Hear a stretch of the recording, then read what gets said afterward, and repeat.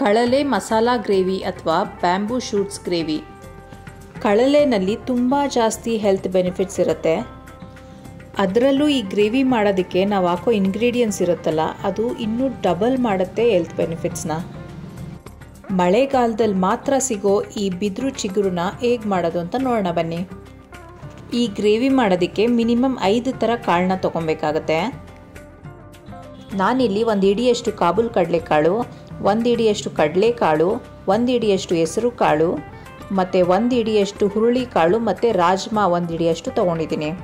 ಇಷ್ಟನ್ನು ಚೆನ್ನಾಗಿ ತೊಳೆದ್ಬಿಟ್ಟು ಇದನ್ನು ಓವರ್ ನೈಟ್ ಸೋಕ್ ಮಾಡಿಡಬೇಕು. ರಾತ್ರಿನೇ ನೆನೆಸಿಡಬೇಕು.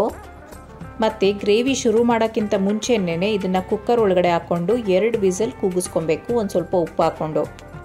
ಅಳಸುಂಡೆ ಕಾಳು ಅಥವಾ ಯಾವುದಾದ್ರೂ ಹಸಿ ಕಾಳುಗಳನ್ನೂ ಯೂಸ್ ಮಾಡ್ಬೋದು, ಅವರೆಕಾಳು ಅಥವಾ ಬಟಾಣಿ ಆ ಥರ. ಮತ್ತು ಕಳಲೆನ ಸಣ್ಣದಾಗಿ ಹೆಚ್ಚಿಟ್ಕೊಬೇಕು. ಇದಕ್ಕೆ ನೀರು ಹಾಕ್ಕೊಂಡು ಉಪ್ಪು ಮತ್ತು ಅರಿಶಿನ ಹಾಕಿ ಚೆನ್ನಾಗಿ ಒಂದು 10 ಸಲಿನಾದರೂ ತೊಳಿಬೇಕಾಗತ್ತೆ. ಕ್ಯಾಪ್ನ ಇಟ್ಕೊಳ್ಳಿ, ಮಿನಿಮಮ್ 8ರಿಂದ 10 ಸಲ ತೊಳಿಲೇಬೇಕು. ಉಪ್ಪು ಮತ್ತು ಅರಿಶಿನ ಹಾಕಿ ಕಳಲೆನ ಒಂದು 10 ಸಲಿನಾದರೂ ತೊಳೆಯೋದ್ರಿಂದ ಅದರಲ್ಲಿ ಅದರದ್ದೇ ಆದಂಥ ಒಂದು ವಾಸನೆ ಇರುತ್ತೆ, ಅದು ಸ್ವಲ್ಪ ಕಡಿಮೆ ಆಗುತ್ತೆ. ನೆಕ್ಸ್ಟ್ ಇದಕ್ಕೆ ಮಿನಿಮಮ್ 5 ಥರ ತರಕಾರಿ ಹಾಕ್ಕೊಬೇಕು, ಅಥವಾ ಜಾಸ್ತಿನಾದರೂ ಹಾಕ್ಕೊಬೋದು, ನಿಮ್ಮ ಇಷ್ಟ. ನಾನು ನಿಮಗೆ ಆವಾಗಲೇ ಹೇಳಿದ್ನಲ್ಲ, ಇದಕ್ಕೆ ಹಾಕೋ ಇಂಗ್ರೀಡಿಯೆಂಟ್ಸ್ ಸೂಪರ್ ರಿಚ್ ಆಗಿರುತ್ತೆ, ಅದರಿಂದ ಟೇಸ್ಟು ಚೆನ್ನಾಗಿರುತ್ತೆ, ತುಂಬ ಹೆಲ್ದಿಯಾಗೂ ಇರುತ್ತೆ.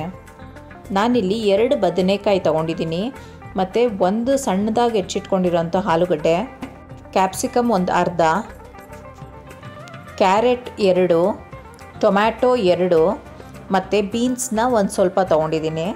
ವೆಜಿಟೇಬಲ್ಸ್ನ ಒಂದು ಸ್ವಲ್ಪ ಕಮ್ಮಿನೇ ತೊಗೊಳ್ಳಿ, ಯಾಕಂದರೆ ಎಲ್ಲನೂ ಸೇರಿಸ್ಕೊಂಡಾದ್ಮೇಲೆ ತುಂಬ ಜಾಸ್ತಿ ಗ್ರೇವಿ ಆಗಿಬಿಡುತ್ತೆ. ನೆಕ್ಸ್ಟ್ ನಾವು ಮಿನಿಮಮ್ 3ರಿಂದ 5 ಥರ ಸೊಪ್ಪು ತೊಗೊಬೇಕು. ನಾನಿಲ್ಲಿ ಸಬ್ಬಕ್ಕಿ ಸೊಪ್ಪನ್ನ 1 ಹಿಡಿಯಷ್ಟು ತೊಗೊಂಡಿದ್ದೀನಿ, ಪಾಲಕ್ ಸೊಪ್ಪು 1 ಹಿಡಿಯಷ್ಟು, ಮೆಂತ್ಯ ಸೊಪ್ಪು 1 ಹಿಡಿಯಷ್ಟು, ಅರವೆ ಸೊಪ್ಪು 1 ಹಿಡಿ ಮತ್ತು ದಂಟಿನ ಸೊಪ್ಪು 1 ಹಿಡಿಯಷ್ಟು. ಇಷ್ಟು ಸೊಪ್ಪನ್ನು ನೀಟಾಗಿ ಒಂದು 4-5 ಸಲ ತೊಳೆದು ಎತ್ತಿಟ್ಕೊಳ್ಳಿ.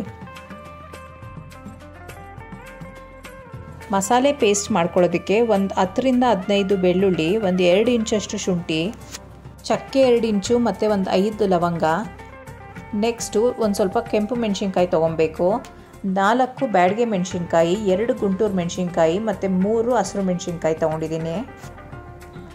ಮತ್ತು ಹುರ್ಗಡ್ಲೆ 3 ಸ್ಪೂನಷ್ಟು, ಗಸಗಸೆ 2 ಸ್ಪೂನು, ತುರಿದಿರೋ ತೆಂಗಿನಕಾಯಿ 1 ದೊಡ್ಡ ಬೌಲಷ್ಟು, ಟೊಮ್ಯಾಟೊ 2 ಮತ್ತು ಈರುಳ್ಳಿನ 3 ತೊಗೊಂಡಿದ್ದೀನಿ, ಸಣ್ಣದಾಗಿ ಹೆಚ್ಚಿಟ್ಕೊಳ್ಳಿ.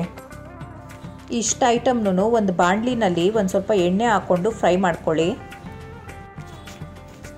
ಈರುಳ್ಳಿ ಎಲ್ಲ ಒಂದು ಸ್ವಲ್ಪ ಚೆನ್ನಾಗಿ ಕಲರ್ ಬರಬೇಕು, ಬ್ರೌನ್ ಆಗಿ, ಅಲ್ಲಿವರೆಗೂ ಚೆನ್ನಾಗಿ ಫ್ರೈ ಮಾಡ್ಕೊಬೇಕು. ಮತ್ತು ಅರ್ಧದಿಂದ 1 ಸ್ಪೂನಷ್ಟು ಮೆಣಸನ್ನು ಹಾಕ್ಕೊಂಡಿದ್ದೀನಿ. ಎಲ್ಲ ಐಟಮ್ಸ್ನು ನೀಟಾಗಿ ಫ್ರೈ ಮಾಡ್ಕೊಂಡ್ಮೇಲೆ ಇದನ್ನು ಒಂದು ಮಿಕ್ಸಿ ಜಾರ್ ಒಳಗಡೆ ಹಾಕ್ಕೊಳ್ಳಿ.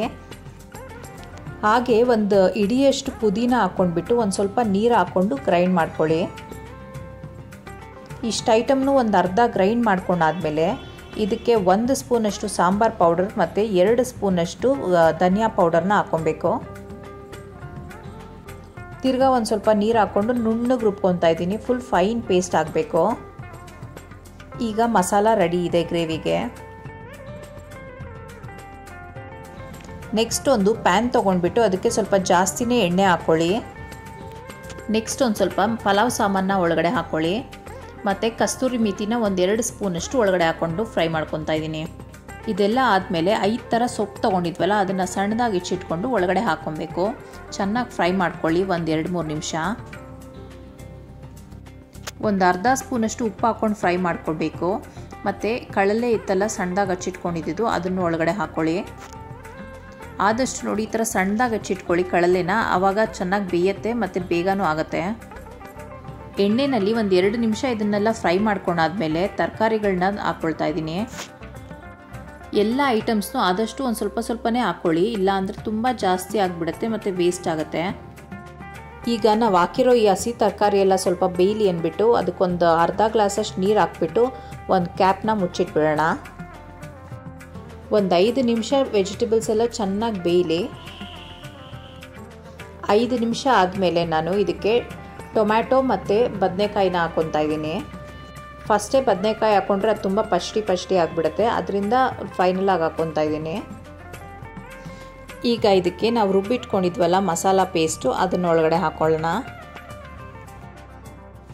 ಮಸಾಲೆನೂ ಎಲ್ಲ ತರಕಾರಿ ಜೊತೆ 1-2 ನಿಮಿಷ ಚೆನ್ನಾಗಿ ಬಾಡಿಸ್ಕೊಬೇಕು. ಆಮೇಲೆ ಇದಕ್ಕೆ ಫಸ್ಟೇ ಬೇಯಿಸಿಟ್ಕೊಂಡಿದ್ವಲ್ಲ 5 ಥರ ಕಾಳನ್ನ ಅದನ್ನು ಒಳಗಡೆ ಹಾಕ್ಕೊಳ್ಳಿ. ಜ್ಞಾಪನ ಇಟ್ಕೊಳ್ಳಿ, ಒಂದಿನದ ಹಿಂದೆನೇ ನೆನೆಸ್ಬಿಟ್ಟು ಬೇಯಿಸಿಟ್ಕೊಂಡಿರೋಂಥ ಕಾಳಿದು. ನಾವು ಕಾಳು ಬೇಯಿಸ್ಕೊಂಡಿದ್ದು ನೀರಿತ್ತಲ್ಲ ಅದನ್ನ ಒಂದು ಸ್ವಲ್ಪ ಒಳಗಡೆ ಹಾಕ್ಕೊಂಡ್ಬಿಟ್ಟು ಇವಾಗ ಮಸಾಲ ಎಲ್ಲ ಸ್ವಲ್ಪ ಕುದೀಲಿ ಅಂತ ಬಿಡ್ತಾಯಿದ್ದೀನಿ. ಒಂದು 5 ನಿಮಿಷ ಚೆನ್ನಾಗಿ ಕುದೀಲಿ. ಈ ಥರ ಲಿಡ್ನ ಕ್ಲೋಸ್ ಮಾಡಿ ಬಿಟ್ಬಿಡಿ.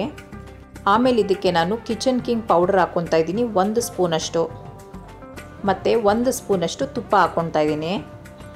ಒಂದು ಸ್ವಲ್ಪ ಈ ಥರ ಎಕ್ಸ್ಟ್ರಾ ಮಸಾಲೆ ಎಲ್ಲ ಹಾಕ್ಕೊಳ್ಳೋದ್ರಿಂದ ಗ್ರೇವಿ ಟೇಸ್ಟು ಚೆನ್ನಾಗಿರುತ್ತೆ, ಮತ್ತು ಕಳಲೆನಲ್ಲಿರೋ ಡಿಫ್ರೆಂಟ್ ಟೇಸ್ಟ್ ಇರುತ್ತೆ ಅಂತ ಹೇಳಿದ್ನಲ್ಲ ಅದೂ ಸ್ವಲ್ಪ ಕಮ್ಮಿ ಆಗುತ್ತೆ.